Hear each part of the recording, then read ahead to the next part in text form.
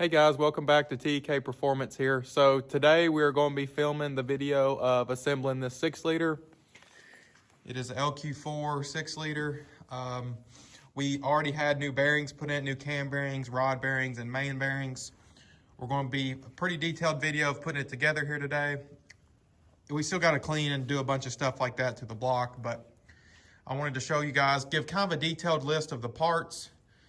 So for cylinder heads, these are the 317 heads, but they are milled down to 243 specs. So these heads flow the same on the intake runner and the exhaust as the 243. They just have a much bigger combustion chamber. I believe 70 and a half, 71 cc, somewhere around in there.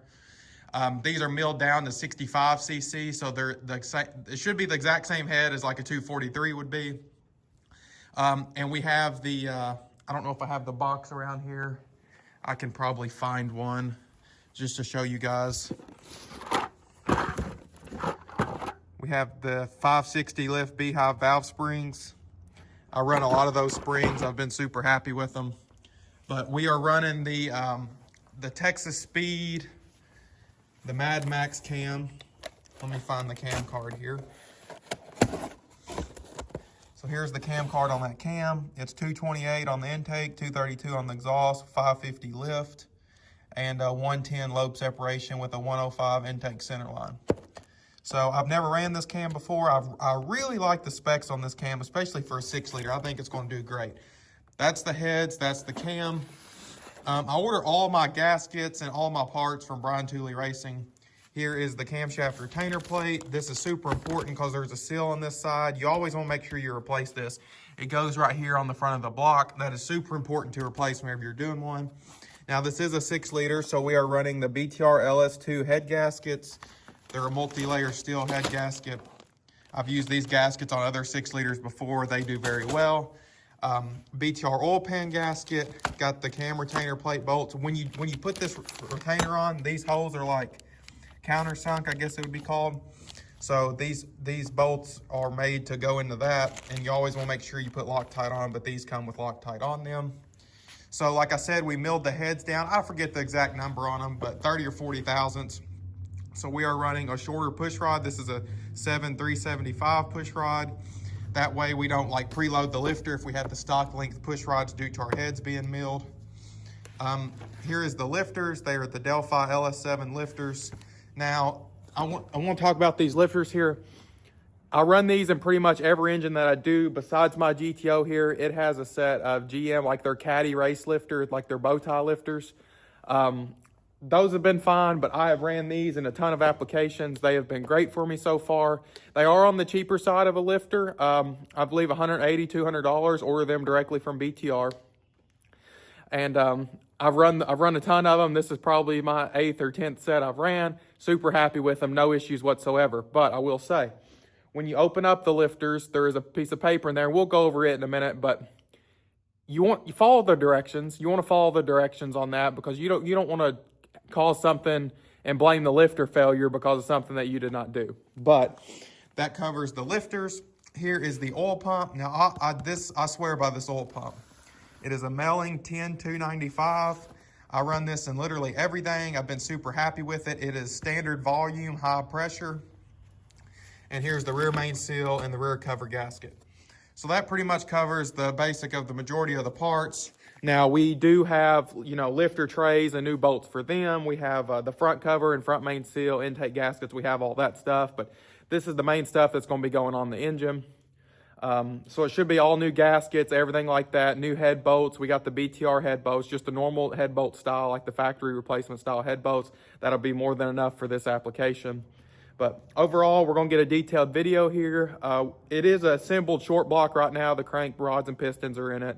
And like I said, the bearings, so we're just gonna be doing like the pickup tube, the oil pump, the camshaft, putting the heads on it, going through the valve train, everything like that. But I'm gonna get working on this here. We're gonna start I'm gonna try to do a detailed video. I'm the only one here today, so I'll be filming this by myself, but I'll try to show especially the highlighted points and get the main things done while we assemble this short block.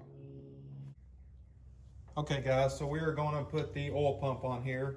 And once again, is a Melling 10295. I like to put a little oil on like the gear, just to make sure it's lubed up. I don't know if you necessarily have to, I just like to do it.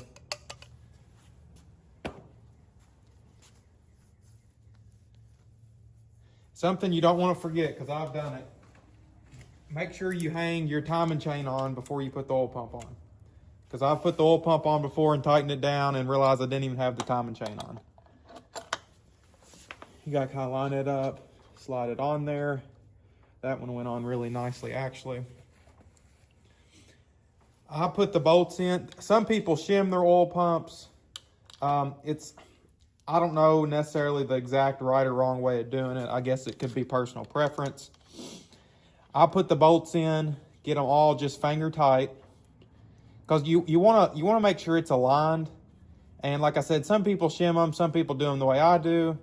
Just put the bolts in, make sure they're finger tight.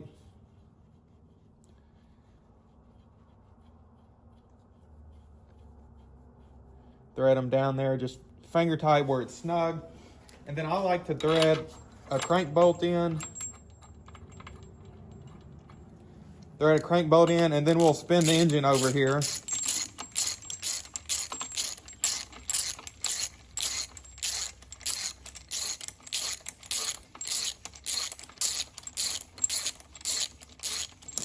Okay, got your crank bolt threaded in.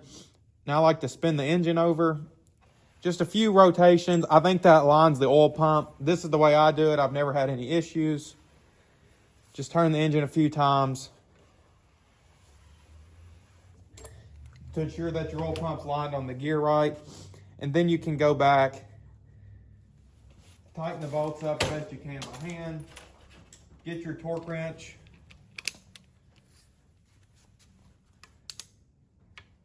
and just go back and forth on them until you get them all snug. And then you can torque them down.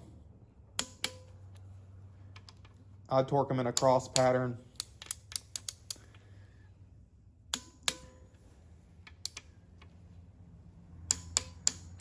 And don't hurt to go back over them all.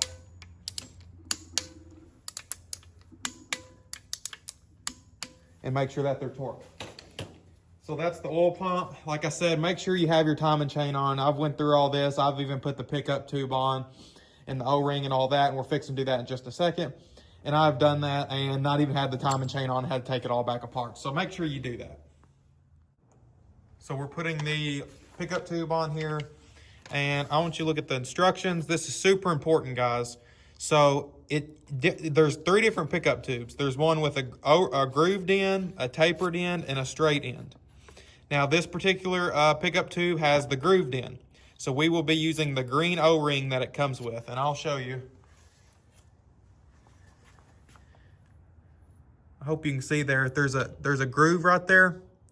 It's a grooved end, so that calls for the green O-ring, which it comes in the kit. Now, I have only, like this Melling is the only oil pump that I have used. I assume that they all come with instructions like that, because it is super important that you get the right O-ring on your pickup tube, because that can cause big oil pressure problems with these LS engines. You want to put a little oil on it, slide it down over the end of your pickup tube. I'll show you here. And make sure it sets down in the groove. That is super important. It also don't hurt to get a little oil down into the oil pump.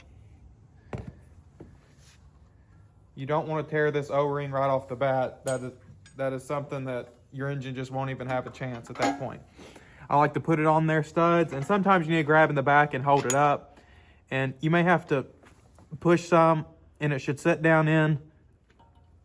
You can kind of hear it pop. It sets down in there nice and snugly, and then it sets on your studs on top of your mains. And then you can grab your bolt, and guys, make sure you go back with the bolt that came out of it. I took engines apart and seen different bolts in the oil pump. That is the factory oil pump bolt right there. I like to put a little assembly or a little Loctite on it. It definitely don't hurt nothing. And you want to make sure you torque it to spec. That is super important.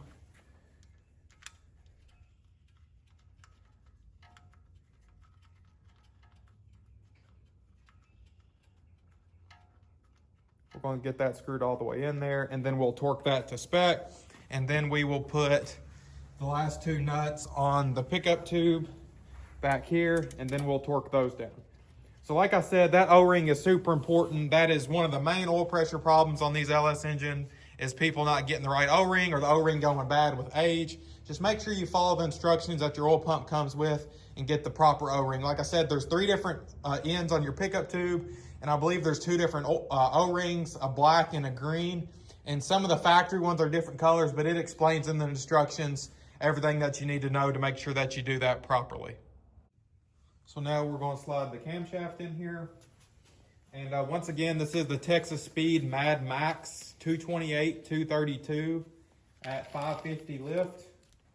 I'm super excited to run this cam. I've been eyeballing it for a while, and I really like that it's a fairly aggressive duration for street use, and it has a low lift.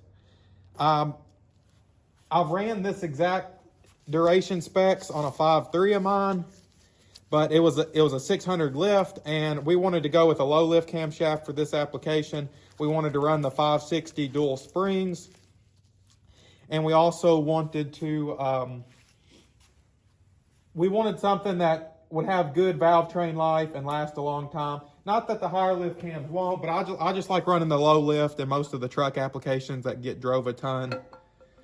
Make sure you assembly lube plenty on the cam. And I want to show you all what I use.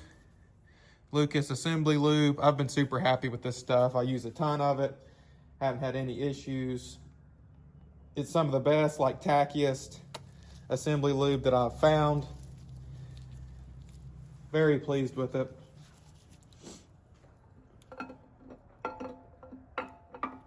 And this engine does have brand new cam bearings, so we should have great oil pressure, and it should last a really long time. I put a water pump bolt in the end of the camshaft to help me feed it through. That seems to really help once you get to these last couple bearings. And even in this case, on this engine, the rear cover is off, so you can get it back as far as you can. And you can reach back here and lift up on it as you slide in the last 2 bearings. That ensures that you don't scar a bearing and everything goes in there smoothly. So now we can put the cam retainer plate on and get it torqued down. Okay, so we're putting the cam retainer plate on here. This is the gasket I was telling you guys about. This gets really flat over time, and you definitely don't want to reuse this. Make sure you buy a new one. And make sure this surface is clean. Scrape it with a razor blade, use brake clean, just whatever you have to do to ensure that it's a clean surface for this gasket to seal up to. And like I said, these bolts, they sit down in this plate. If you try to use the regular bolts, it won't work right. And like I said, make sure you clean the surface before you put this plate on to ensure that it's got a good seal. These engines, this is kind of what stops your oil pressure. It feeds up through the lifters, and this is what keeps it from going out into the timing cover, which is not where it needs to be. And this can leak oil over time. Like I said, you reuse them, it can leak oil down past it, and it'll just bleed oil pressure off and not get oil where it needs to go. So we're going to get this torqued down to its proper spec, and then we can put the cam sprocket on, and then get your timing chain. And I got the engine right now on top dead center. This piston's up, the dot's straight up and down. I always like to work with the engine on top dead center. You definitely don't have to. It's just kind of a mental thing for me. I like to keep it there to ensure that it's always there whenever I do things like put this crank sprocket on. When I put the cam in, make sure that is over here at the 3 o'clock position. And we'll go over that in a minute, but I just like to work with it there. It helps keep me on track. Okay, so we're gonna get the cam sprocket put on here. I'm gonna try to work around you guys. Hopefully I don't bump the camera. This can be tricky sometimes. It definitely takes maybe a couple tries to make sure everything's lined up right.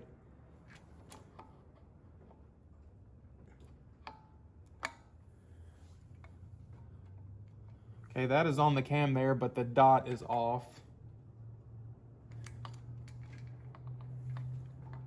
You want to make sure the dots are lined up properly.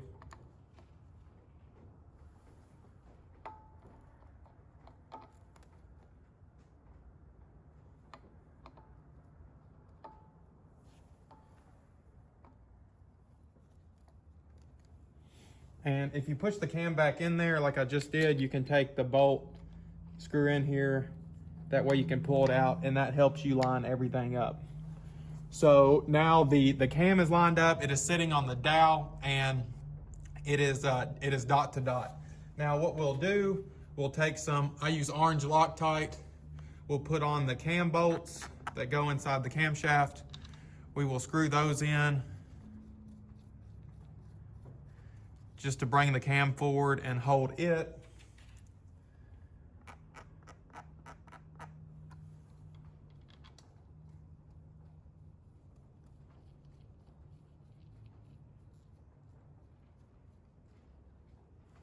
Someone had replaced the water pump on this before, and these gaskets are terrible to get off, so I'm gonna have to work on that once I get this buttoned up.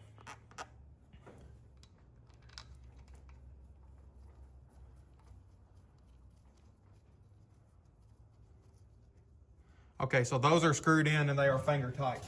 Now we're going to, and it is dot to dot, but now we're going to turn the engine and make sure that it remains dot to dot, because you can be one tooth off and it trick you on what it looks like. So we're going to watch here and make sure that they line up dot to dot and straight up and down as they do. I'll try to get you all in there and show you. You can see this dot on the cam pulley and that dot on the crank are lined up straight up and down. They're perfectly straight up and down. One is at the 12 o'clock position, one is at the 6, and you can see this piston is up on top dead center. So that is that. That is the lower half of the valve train and the oil pump on this engine. I'm gonna have to stop on it for a day. I gotta go mow a few yards. Also, I do lawn care. So I'm gonna go get a couple yards to take care of. And maybe tonight or tomorrow, we are gonna get back started on this engine. So thank you guys. This will be all in the same video, but this is kind of the basics of the cam and the oil pump and that sort of thing. Like I said, I've got to run mow a couple yards and then I'm gonna get back on it. Okay guys, so we are putting the timing cover on now. I have a few bolts stuck through the gasket, and I always put some silicone down here on the bottom. Get some through my tube here. I always put a little bit down here on the bottom where the oil pan meets the block and the front cover. I feel like a professional with this caulk gun. I ain't never had nothing like that. My dad bought it for me. I'm used to just squeezing the tube. We're gonna get this front cover on here.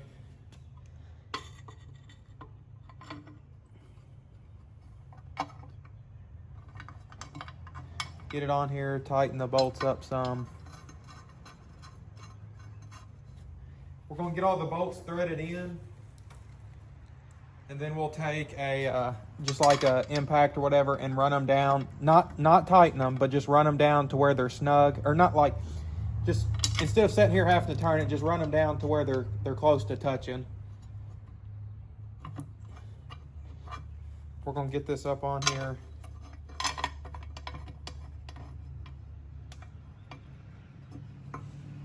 And I got a tool I wanna show you guys. I haven't used it. A buddy of mine let me borrow it. I don't know the brand of it or anything like that. I'm sure you can just look up LS cover or seal alignment tool. This represents the balancer, and I do not have the front seal in. You can stick this in here. It's probably a pretty snug fit like that. It goes in there and I guess sets up against the front of the oil pump, and that sort of represents the balancer. That way you can stick this on here and then you can tighten your front cover and everything is centered. I haven't used one of these before. So far I really like it. And there is one for the rear main seal as well. Like I said, I'm just running these down just semi-close to where it's touching the block, just to save some time. Do not tighten it with this. Make sure you torque it to spec.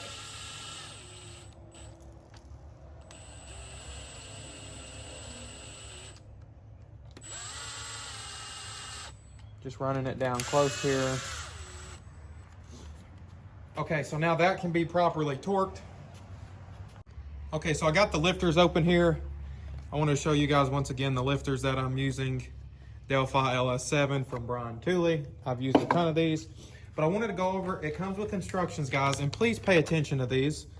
More or less, what it's saying is just clean your lifters in case any debris on them or anything like that with mineral spirits, or you can put them in a parts washer and clean them like that. And then I always put them back in the case they come with and soak them in oil. Just kind of read over the instructions whatever lifters that you buy. I'm sure it'll come with instructions.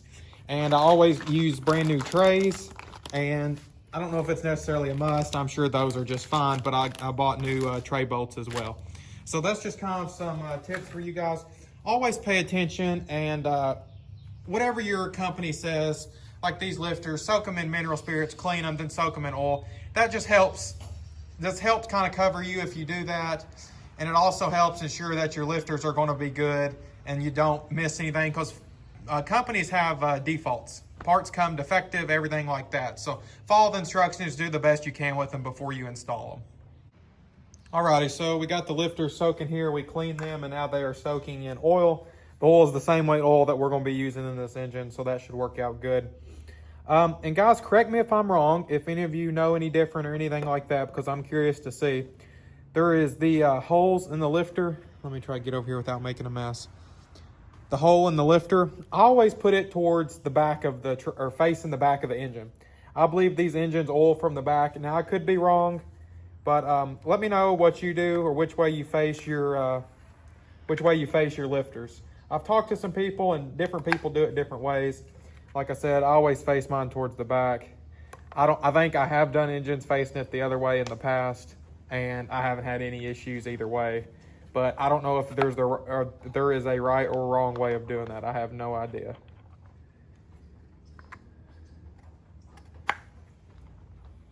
Going to get them snapped in the tray here. Like I said, facing the hole all the way, or facing the hole towards the back. They're slippery. Okay, we're going to get this pressed down into the block. Sometimes you got to rock it back and forth to get everything lined up and centered good. It'll set down in there. Then I can take my new Brian Tooley lifter tray bolt and screw that down in there. They always recommend you using new trays. I understand. I've reused trays before, but the newer trays just help hold the lifters a whole lot better. And not that I ever trust them, but if you do a cam swap or something, I always stick the dowel rods in there. But if you got good trays, a lot of the times they'll stay up on their own. As you can see, it's a snug fit at the top of the lifter as it goes down into the tray. It's a pretty snug fit. So you probably wouldn't have any issues with doing it on this engine, but I like to make sure that I take extra precautions, because the last thing I don't want to have to do is chase a lifter out of the engine.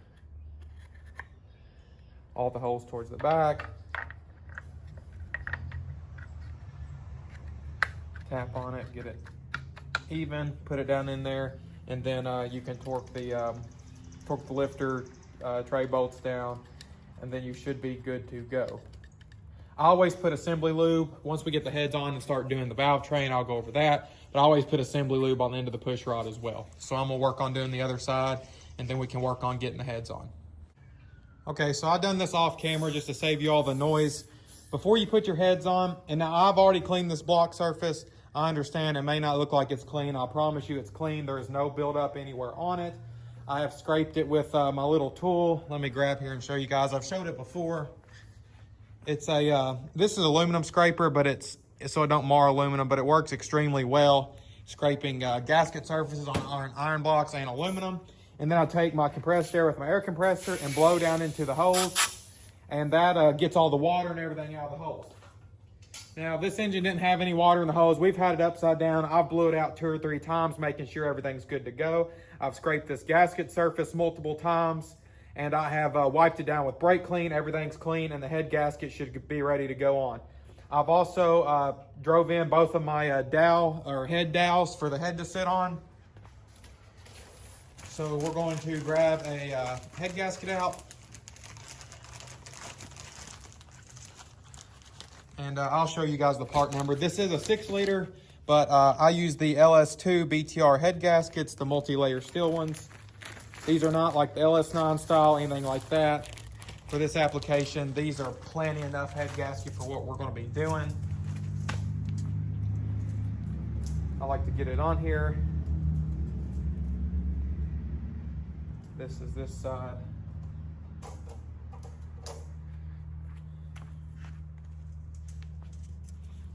Get this head gasket stuck on these dowels, make sure everything fits down okay, everything looks all right. And we have milled the heads, so they are clean. The surface on them, very clean, nice, smooth. There's no buildup, anything like that. But still, make sure you take some brake clean or something and wipe it down. Now, I've actually done this before, and in a vehicle, one of my personal vehicles, and had to drill out the water jackets because I put the heads on backwards.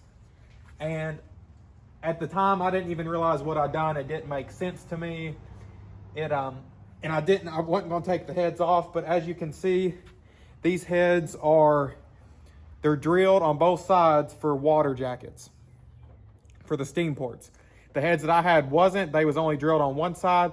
This uses the block offs or like the four corner steam port. This was on a Gen 4 engine, and the steam ports was drilled on one side, not drilled on the other, so I had to drill it and put the plug in. But ever since then, I have learned the right and wrong way to put heads on one of these engines. It'll sit down on the dowels. Be very careful because it can still fall off there even though it's on the dowel. And just something to verify, you just seen it before in this video, but if you're doing this at home, make sure that you have your lifters in. Make sure your lifters are in, your tray bolts are tight, everything like that. I'm using just the Brian Tooley 9703 LS head bolt. You guys can see there.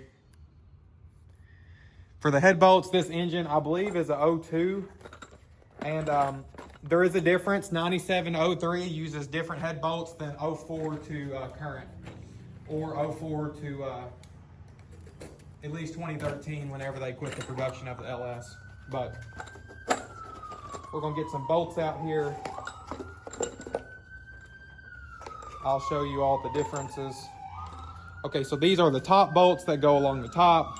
These are the bolts that go in the bottom, they go in the middle 3, and then these shorter, there's only 2 of these, they go on the outside edges.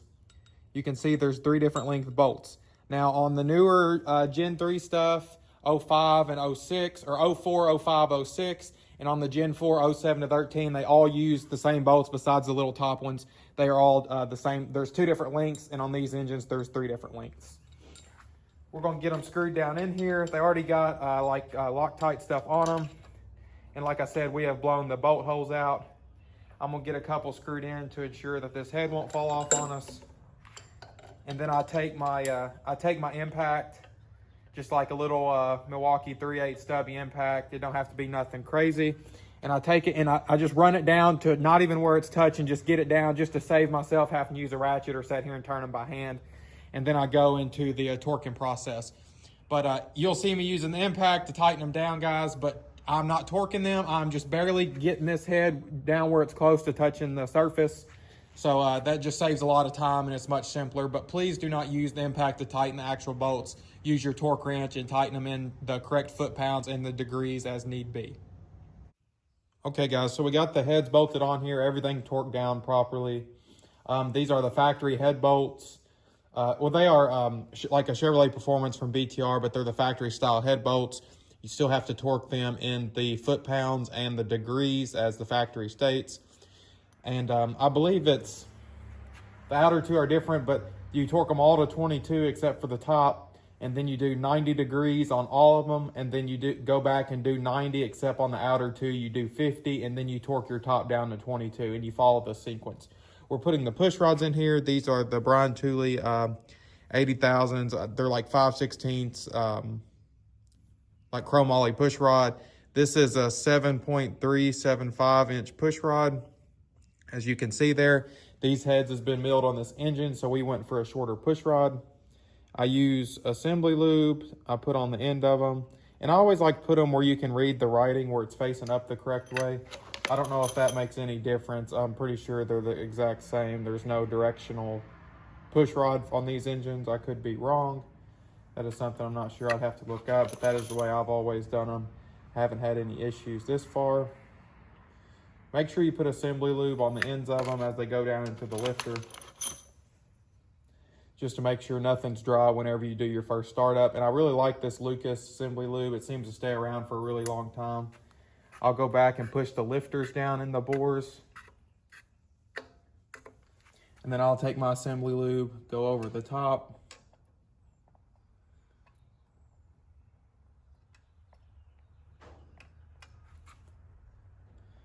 on top of the valve for where the rocker arm sits.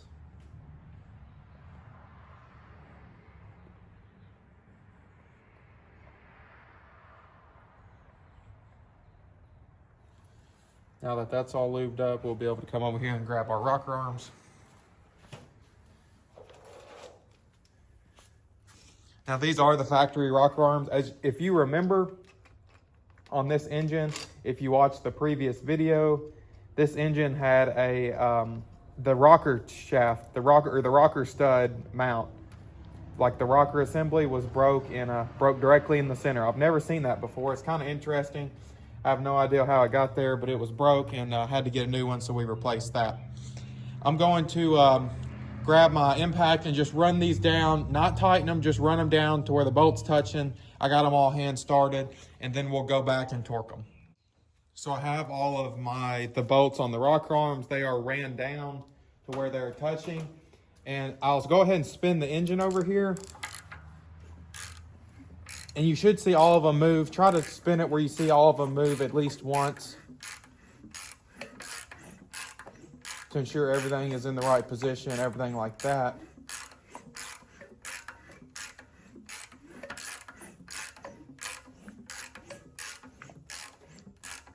Okay, see, like I don't see this one back here move, and you can feel how it is very loose. We'll come back to here. Now that it's off the lobe of the cam, push the lifter down, and we'll go ahead and tighten this up. I got the wrong size here. We'll go ahead and tighten that up. We will not torque it, but we'll tighten it up to where it is back tight again. Just run it down to where it touches, and you can feel of them, the ones that do not have a load on them. Run them back down slightly.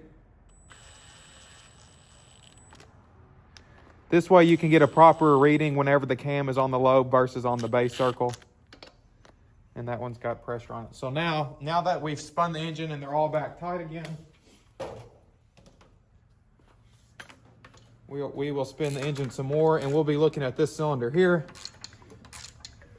You can watch the intake valve opening, intake valve closing.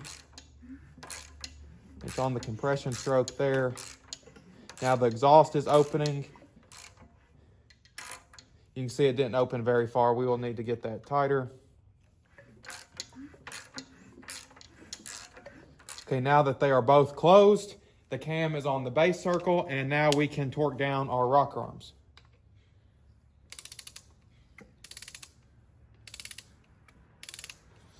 I always kind of hold it on, make sure it's centered on the valve.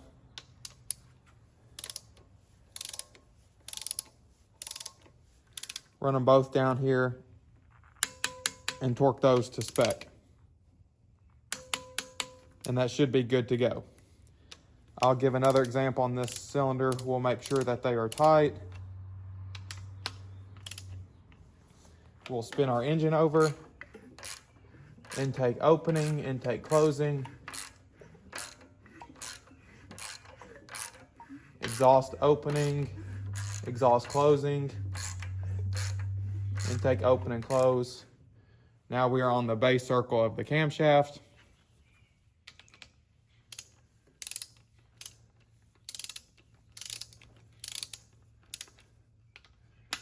As you can see, both valves are closed. The rocker arms are all the way up. They're not compressed, both valves are closed. Now we can go back and torque them to spec.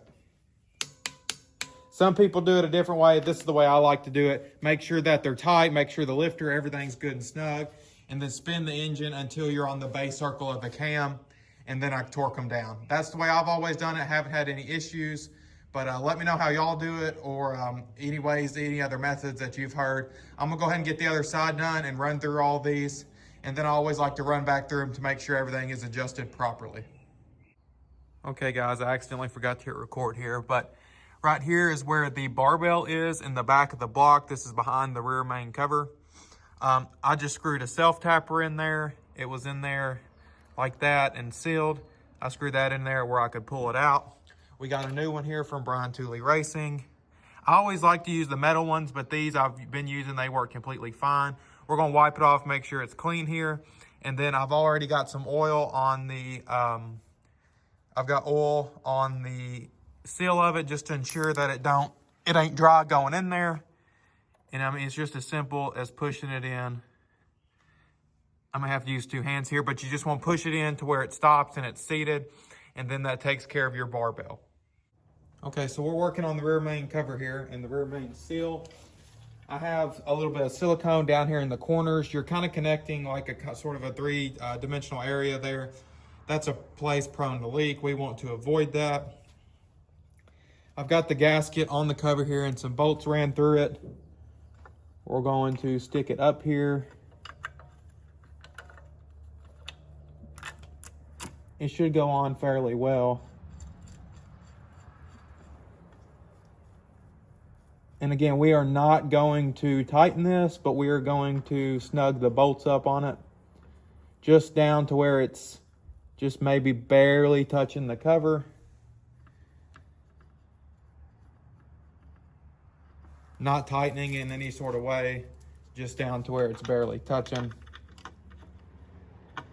I do not have the rear main seal in there yet. We want to leave it out so we can get our alignment tool in properly before we torque these.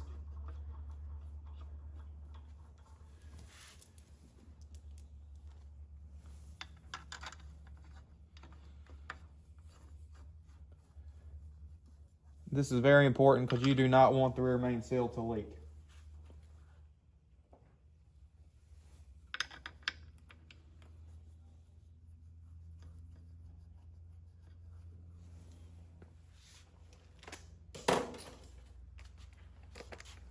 We're going to take our gun here, run these up just where they're right before touching the cover.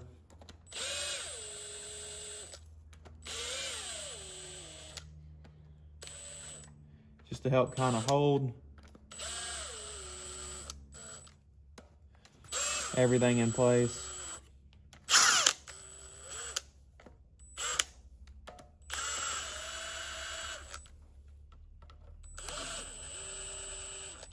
Okay, now that everything's run up and touching, we're gonna put our oil pan bolts up through the bottom. Sometimes these can be very tricky to get aligned. I've had trouble with them before.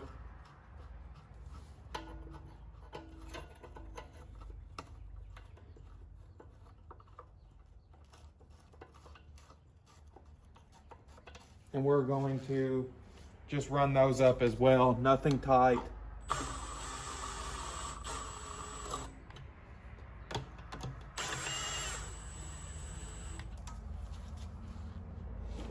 Okay, now we can see if we can get our alignment tool stuck in there.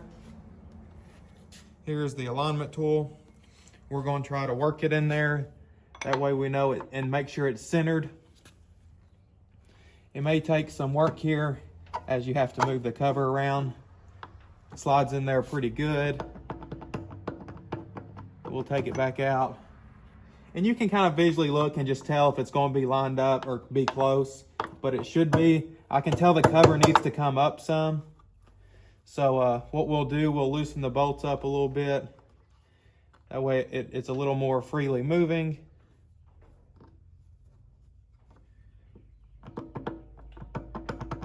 That's a lot better. It goes in and out as it should. And now we can torque all these bolts down, make sure everything is aligned. And we should be good to go to use this backside to drive the rear main seal in there. Todd, I know you're watching this. Thank you very much for letting me use these tools. I need to buy a set. I've never used them before, but they seem to work very well, so thank you very much. Okay, so I want to show y'all, here's my rear main seal alignment tool. Comes in and out perfectly, fully sealed.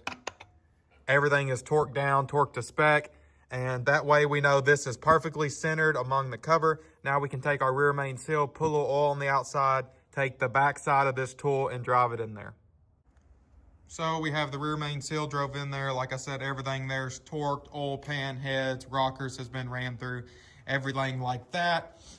Now this engine, obviously it's very dirty. We are still going to thoroughly clean it and paint it, make it look sharp.